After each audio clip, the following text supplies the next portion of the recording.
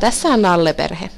Perheeseen kuuluu isänalle, äitinalle, tyttönalle ja poikanalle. Eli isä, äiti, tyttö ja poika.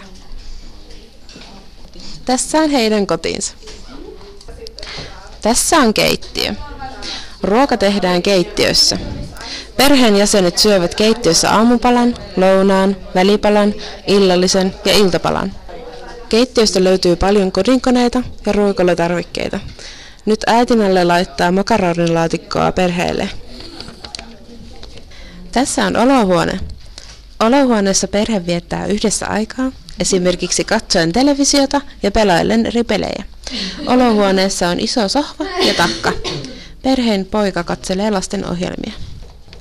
Veikko Kakkosen posti. Makuuhuoneessa on sänky, jossa nukutaan. Isä on juuri päiväunilla makuuhuoneessa.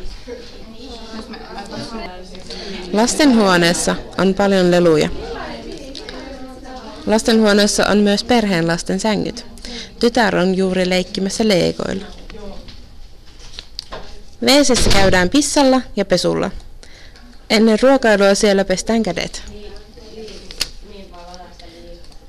Talossa on myös parveke. Parvekella voidaan pöllyttää mattoja.